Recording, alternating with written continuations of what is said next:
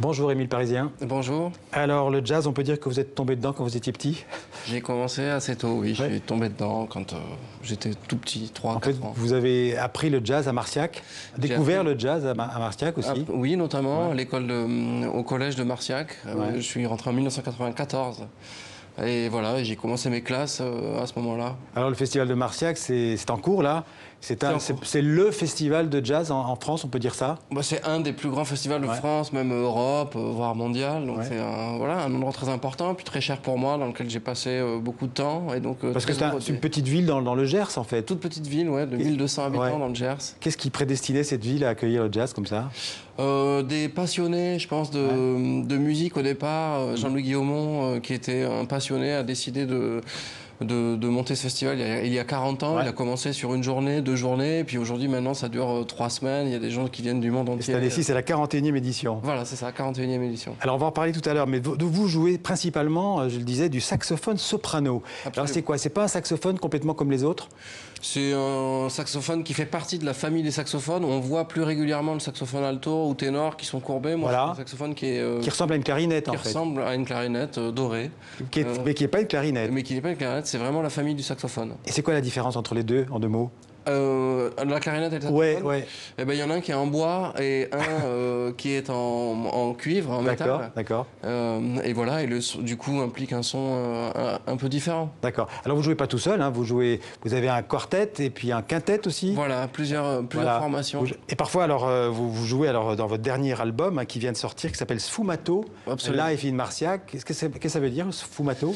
Sfumato, c'est un terme qui date de la Renaissance, utilisé dans la peinture pour indiquer que les contours pouvaient être flous, Alors, des lignes moins précises. On va vous écouter, hein, jouer Temptation Rag. C'est un des morceaux qu'on retrouve d'ailleurs sur cet album. On écoute.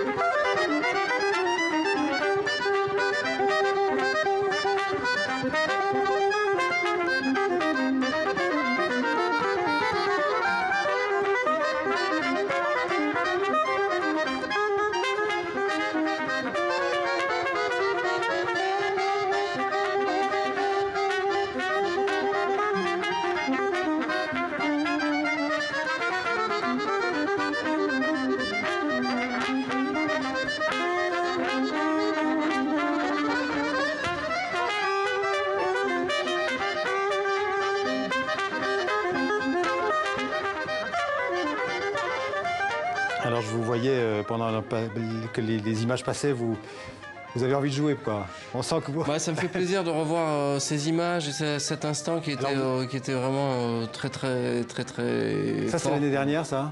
C'est l'année dernière, Ouais. il y a un an, Ouais. presque Alors vous pile. jouez, là, on le voit, vous jouez pas avec n'importe qui. Ben donc Wynton il y a, Marsalis, tous, d'ailleurs. qui nous a fait l'honneur de sa présence et qui a accepté une invitation impromptue. Wynton Marsalis, qui est un des grands trompettistes actuels aux États-Unis. Un immense. Ouais, un immense, ouais. Il vient à la Nouvelle-Orléans, je crois, d'ailleurs. Voilà, Ouais, entre la Nouvelle-Orléans et New York. D'accord. Et voilà, c'est un immense bonheur, plaisir, honneur de partager un peu de musique avec lui. Alors on a aperçu aussi Michel Portal. Michel Portal, Vincent Perani, Voilà. Joachim Kuhn au piano, voilà, des gens pour qui j'ai un grand respect, qui sont Et alors, des monuments. Ce morceau-là, j'ai dit un Temptation Rag. Temptation Rag, oui. C'est du rag, en fait. Voilà, Ragtime. ça vient un peu du ragtime. C'est une composition de Henry Lodge qui a été donc composée en 1926, Ouais. un truc comme ça. Et donc oui, voilà, ça vient du ragtime. Après, nous, on l'a un petit peu adapté à notre sauce et arrangé pour le jouer à notre manière un petit peu. Alors il y a un CD hein, de ce Sfumato Live in Marciac, et un DVD aussi, je pense, qui est sorti. Voilà. Alors c'est des grands moments. Marciac, c'est pour vous, j'imagine, de jouer avec des artistes de haut vol comme ça, Bah c'est exceptionnel. Ouais. Pour moi, c'est vraiment une grande chance. Et Marciac est une grande famille dans laquelle je viens tous les ans depuis une vingtaine, un peu plus de 20 ans. Donc Ouais. voilà, je pense que j'ai vraiment beaucoup de chance d'être intégré dans cette famille. Alors 2017, ça a été une grande année pour vous, parce que vous avez décroché une victoire de la musique jazz. Oui. Vous avez été élu artiste de l'année, enfin j'en passe et des meilleurs.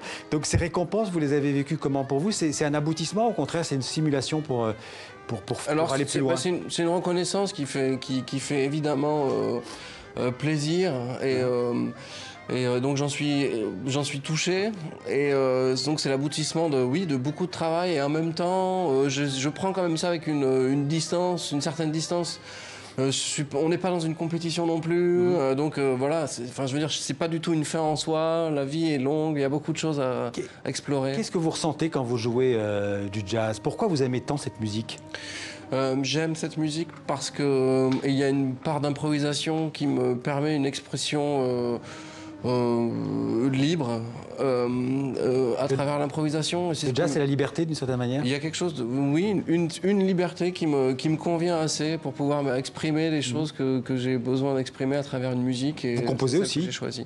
Je compose aussi, ça m'arrive aussi d'écrire quelques morceaux qui sont dans ce disque notamment. Ouais. Le jazz est devenu comment dirais-je, une musique populaire en France? Ou pas encore? Assez? Je sais pas, alors jamais assez, enfin je veux dire toutes les musiques peuvent être plus ou moins populaires, je suis content qu'on en parle ici et qu'on puisse en parler. Oui, enfin je veux dire il y a beaucoup de gens qui viennent écouter du jazz, je serais heureux de voir dans le public plus de jeunes, qui viennent écouter cette musique qui n'est pas adressée qu'à une élite et tout ça. Voilà, donc oui, vous avez raison, ça peut être plus populaire et donc destiné à tout le monde. Ouais. Alors vous avez parlé tout à l'heure de Vincent Perani, il joue souvent avec vous, hein, c'est un peu votre frère musical. C'est ça, mon alter ego et mon frère musical, Vincent Perani, accordéoniste, avec qui on a joué énormément en duo, un disque qui s'appelle Belle Époque, qui existe depuis 4 ans. On a fait 400, 500 concerts ensemble et donc parcouru un peu le monde entier. Je vais citer vos 3 derniers albums, il y a Belle Époque, Spécial Stack. Oui. Et Sfumato, donc Live in Marciac. Alors, vous allez faire un tour de France. Hein, vous allez être demain, vous serez dans le Bas-Rhin. Après, en Haute-Loire. Mardi, je crois, le 7, vous êtes à Marciac. Alors, mardi soir, on joue à Marciac avec notamment Vincent Perani, un projet qui s'appelle File Under Zawinul. C'est la musique, c'est un hommage à la musique de Joe Zawinul avec un invité spécial qui s'appelle Salif Keita. Il fallait le lire, ah bah oui. Et voilà. Donc, et puis vous allez à Villefranche, à Ramatuelle. Merci beaucoup d'être passé à Paris pour nous dire bonjour. Merci à vous pour cette gentille invitation. Et bon festival. Merci beaucoup. Merci, voilà, c'est la fin de la première partie du